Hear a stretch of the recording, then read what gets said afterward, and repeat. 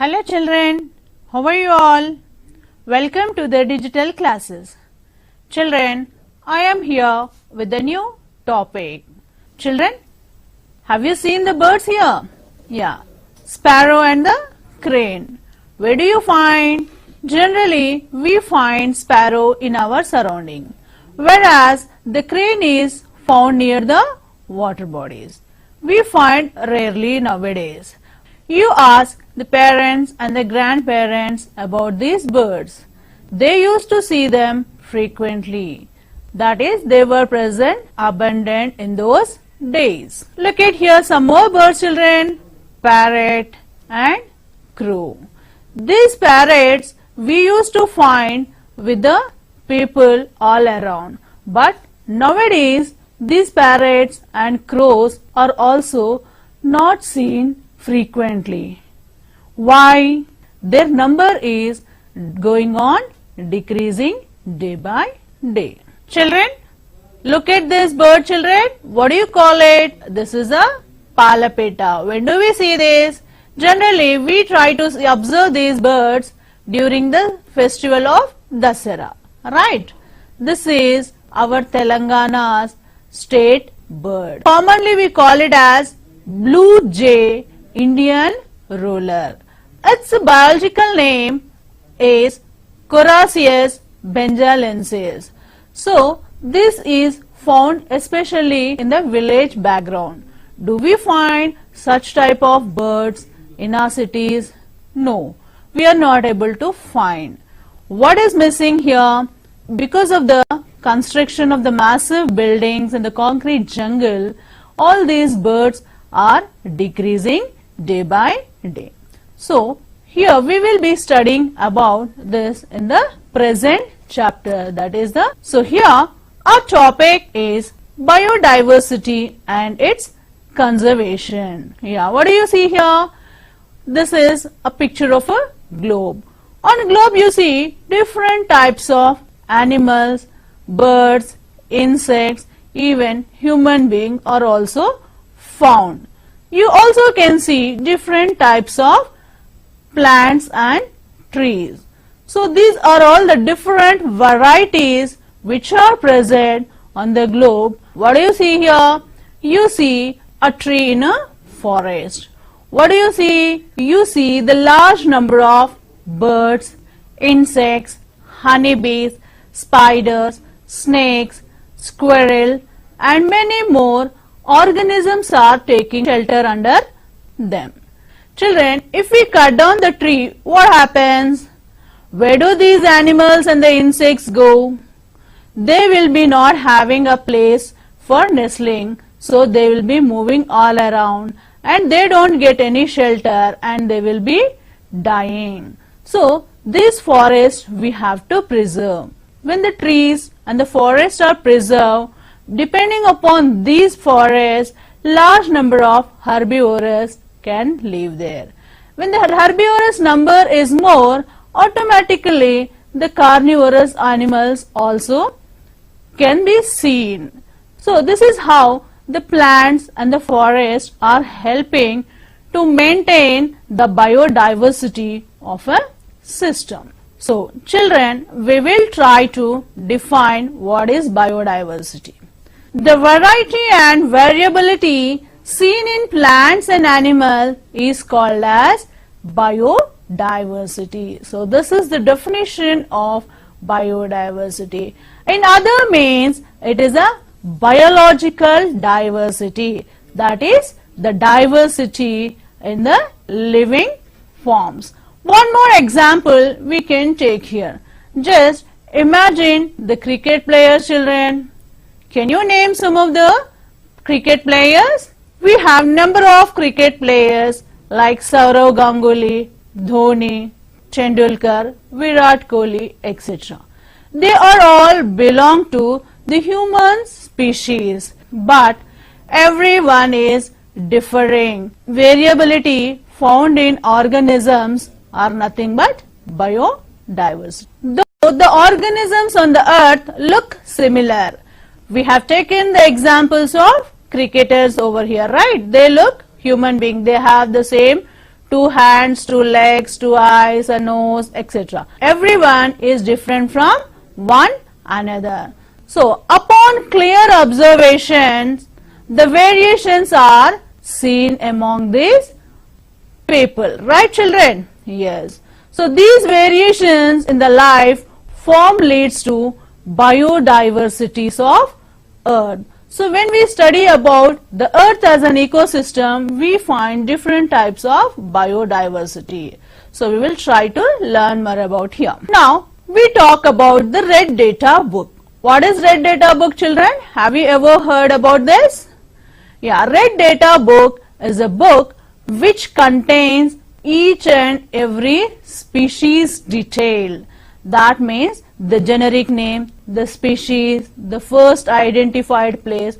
So all the information is gathered and recorded in this book. That is why it is called as Red Data book. Some of the organizations like WWF, that is the World Wildlife Federation, and IUWC, that is an International Union for Wildlife Conservation. These two organizations togetherly published a book containing the details of endangered and the threatened species of flora and fauna. So this book is called as Red Data book. Now children, what is flora and fauna? Flora is nothing but all the plants with a single term, that is a flora. So all the plants comes under flora. Then what is fauna? Animal species comes under the fauna. Here we talk about the extinct species. Children, have you ever heard about the dinosaurs, children? Yes, we have seen dinosaurs in the movies. Right, children? What are the scientists says that billion years ago the dinosaurs used to exist on the earth. But do you find them now, children? No, we don't find them. Why? Because they have been extinct. What happened, children? They have extinct from our surroundings. So here extinct means the species that are vanished from the biosphere are called as extinct species. Extinct nothing but vanished completely. So look at some of the examples of extinct species, children. Yeah, this is a dinosaur which is no more found in our biosphere, or we don't find on the earth nowadays, right? These animals used to exist million years ago. Now you also can see another bird, that is the passenger pigeon. People says that this bird also used to exist, but we don't find these pigeons in present days because it has been extinct completely. Now we talk about the endangered species. The term endangered itself shows they are in danger. That means the number of species, that is the organisms. Here species means we talk about the organism.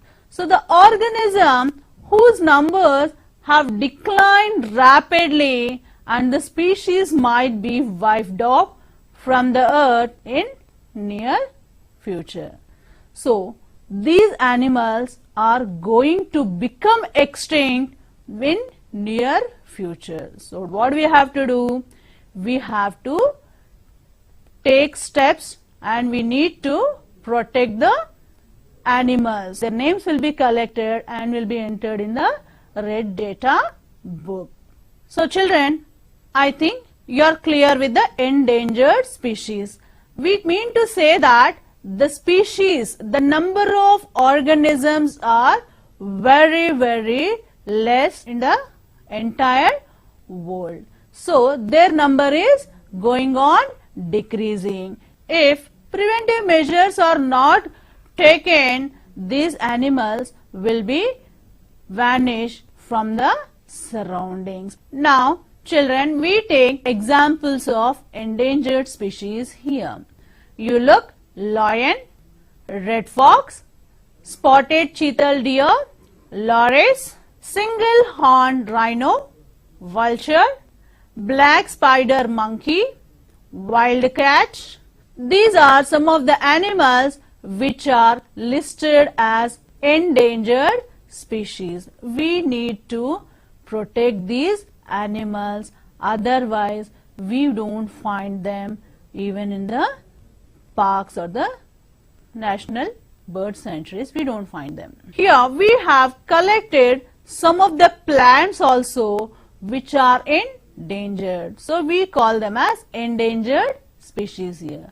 So we look at the plants: cycas, Rolfia serpentina, Nepenthes, sandalwood tree. Children, these trees are also listed in the endangered species. If we do not protect, these plants also will be extinct in the near future. Children, next we studied about the endemic species. What is an endemic species? Endemic species means plants or animal species found or restricted to a particular area or a country or of any place on the globe, called as endemic species. Children, here we take kiwi as an example. Kiwi is endemic to New Zealand. What does it mean? This animal is restricted to New Zealand only. That is, this is not found in any other place in the world. We take another example here, children. Are you familiar with this? What are these? Yes, this is a kangaroo and its baby.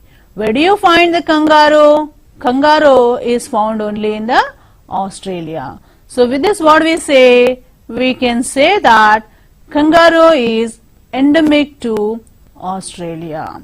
Children, do you know that India shows about 62% of world amphibians? What does it mean?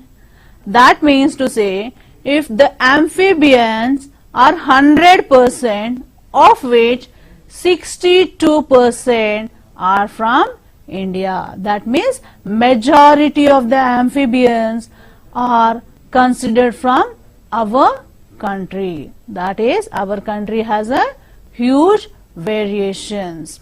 And you can see 50% of the lizards. You see the lizards which are present all around the world, and 50% of the lizards are endemic to Western Ghats. That means to say, the west coast line of our country has a large varieties of lizards, which comes to 50% of the lizards.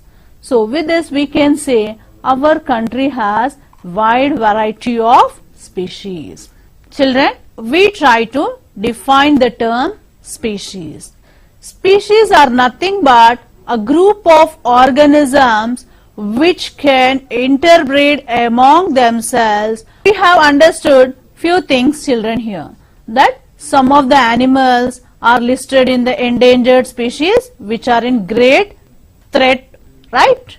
Yeah. And we also seen some of the endemic species also we understood. And we also learned that if we are not taking care about these animals, what happens? They are going to extinct like dinosaurs. So what we can do, children? We have to make some efforts and we have to try to conserve them. So we try to look at what are the efforts towards the conservation. So to prevent these animals, we have national parks, we have bird sanctuaries, and we also have biosphere reserves. So these are maintained by the government so that they take necessary steps to prevent these animals. So we have some other organization like WWF, that is a Worldwide Fund for Nature, and Wildlife Conservation Society, the Nature Conservancy, and we also have certain other organizations which have taken the responsibility of conserving the biodiversity. Now, what are the national parks? What are the wildlife sanctuaries, children? These are the protected areas to preserve wildlife, that is to save flora and fauna. As I said, what is flora and fauna, children? Plants and animals. So these national parks and the bird sanctuaries have been established to save this flora and fauna, and also to restore the natural ecological balance. That means to say to maintain the balance in nature, which you will be studying in details in the next chapter. Am I clear, children? What is the national park, wildlife sanctuaries? Yes, these we can say as protected areas for these endangered species. Children, here you see some of the national parks of our country. Now look at this park. What is this? This is the Jim Corbett National Park, India's first national park, which is established in the year 1936, and it was named as Heli National Park in those days. Now we call it as Jim Corbett National Park, and it is located in Uttarakhand. So what we can understand? So the government is taking necessary steps and establishing the national parks to preserve these animals.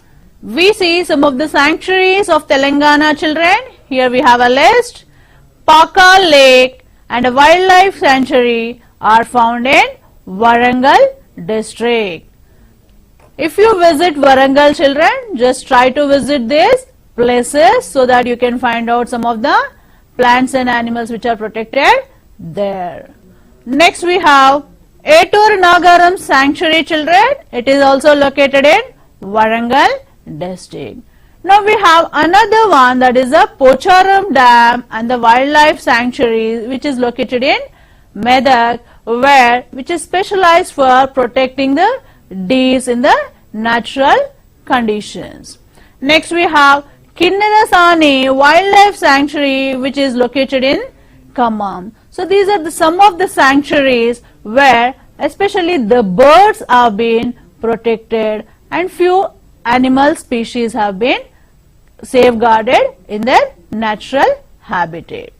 Children, if you visit Hyderabad, you have to visit this place. What is this? This is a Nehru Zoological Park, which is located in Hyderabad.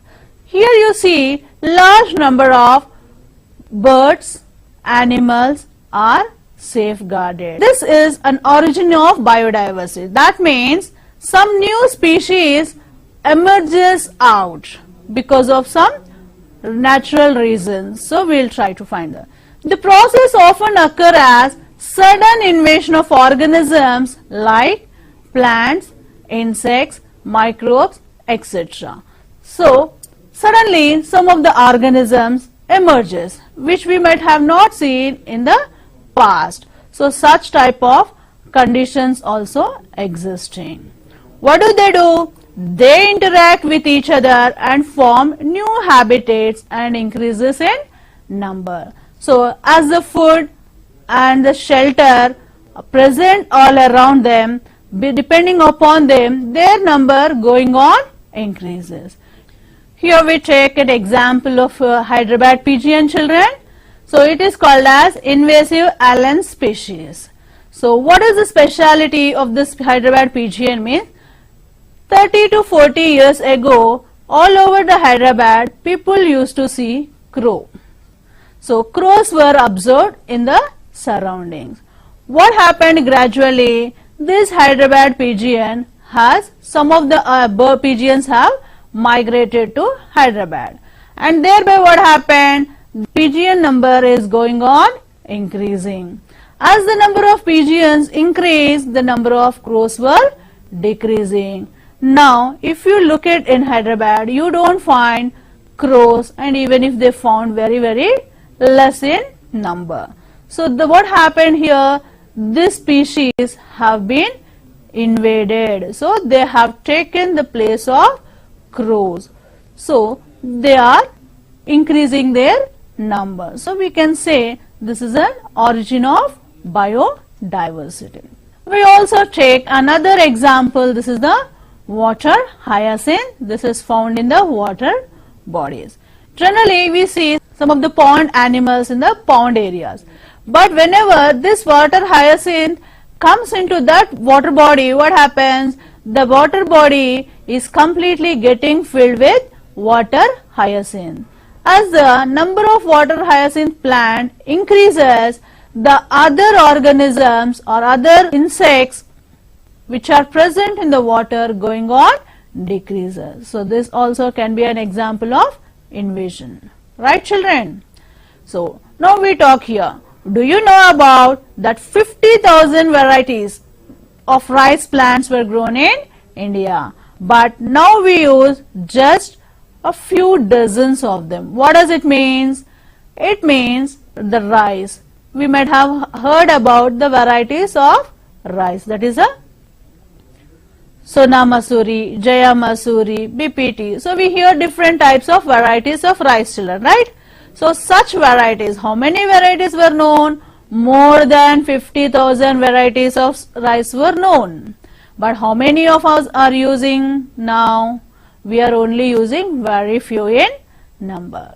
That is, nearly 5,000 plant species were used as staple food by humans. That means out of 50,000 varieties of rice, presently people are consuming 5,000 varieties. What happened to the other varieties, children? They might have been vanished. Only 20 species. So how many species are we using? Only 20 species of rice are feeding the majority of the world's populations. That means the best ones we are selecting and we are growing only those varieties of rice. So what happened to the remaining?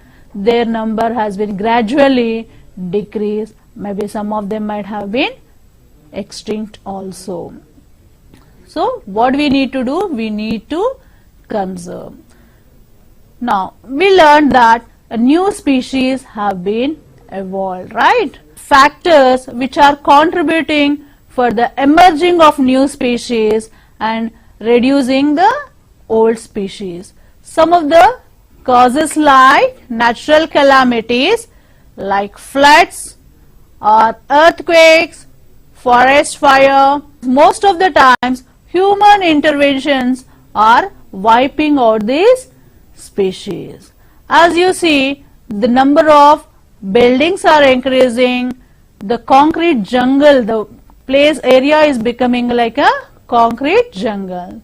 So where is the place for the animals and the birds to live? So their number is going on decreasing. And due to lack of food, these animals are dying. Now children, is it good if some of the animals are not present in our surroundings? Are they going to harm us? This we'll try to study here. We will try to find out the value of biodiversity. That means the variations. Why should we conserve a small insects like a bee or a butterfly? What will happen if these insects becomes extinct? What happens, children, if these animals are not found in our surroundings?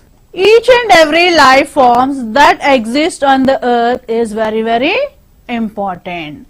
And biodiversity maintains the ecological balance of different living organisms on the earth. Just look at here. What is this, children? This is the butterfly and this is the honeybee. What is that they are doing here? They are trying to take out the nectars from the flowers. Right, children? So these insects are helpful in making the honey. They are responsible for collecting the honey. If we don't safeguard these butterflies and the honeybees, we may not get honey in the future. Children, we try to take a tiger as a project. The government of India in the year 1972 has decided to take tiger and to save tiger. So in India, around 27 tiger reserves are found. So in the year 1973, around 2000 tigers were found. What about the present day situation, children? In the present days, we are able to find 3,800 tigers. So the number has been gradually increasing. So with this, what we can say, these biodiversities have direct and indirect economic benefits to humans as well as to our ecosystem. So the study of biodiversity helps in better understanding of the ecosystem and helps to classify the organisms. Am I clear, children? Now, we also studied about some of the migratory birds. What is this migratory bird, children? Yeah, migratory birds means the birds which are moving from one region to other for the sake of food, shelter, or even sometimes for the sake of laying eggs. So such type of birds are called as migratory birds. In the Sundarban deltas of our country found a Siberian crane. Just look at here, children. You see these are the Siberian cranes which migrate from other parts of the world to this place especially to lay their eggs, and they spend some of the time here. Summer begins in our country, they move back to their own country. So with this we can say these are the migratory birds. So the birds migrate for this in search of food and in search of shelter. So children, what we can do from our side, we can try to conserve the biodiversity. Children, we are using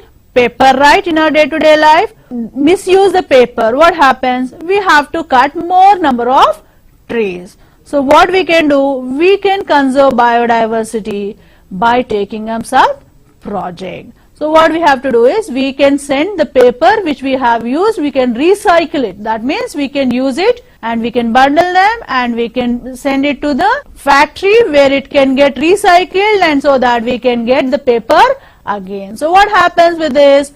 If we continue like this, then the number of plants for making wood can be reduced. So we need not cut many plants. So we have to think over such steps and we have to try it. Right, children? Children, now I hope I am clear with the topic biodiversity. Just we will try to recall what have we learned here. The variety and variability seen in plants and animals is called as biodiversity. The plants or animal species of a particular area or region is called as endemic species. Then what about extinct species? Species of plants and animals that have vanished from earth is nothing but extinct species. Plants and animal species that are on the verge of becoming extinct are called as endangered species. Then what we also studied about the migration, right, children? Yeah, movement of birds for nestling from one region to another is called as migration. So paper should be used carefully first of all, and then using more causes. If we are using more paper, what it causes? It causes to more deforestation, which is not good for animals as well as human beings too. So we'll try to evaluate what have we learned in this lesson. So you have to collect and you have to make a list of extinct, endangered and endemic species of our country. Suggest few ways to protect flora and fauna. You know what is flora and fauna? Yes, plants and animals. So you try to suggest few methods. What is the scientific reason behind birds' migration? What is the need to conserve biodiversity? So children, with this we have come to an end of this topic, biodiversity and its conservation. I hope you have learned new terms in this chapter, and as it is a vast chapter, we need to learn more about this, which you will be learning when you go to the higher classes. So I will meet you again with a new topic in the next class. Thank you.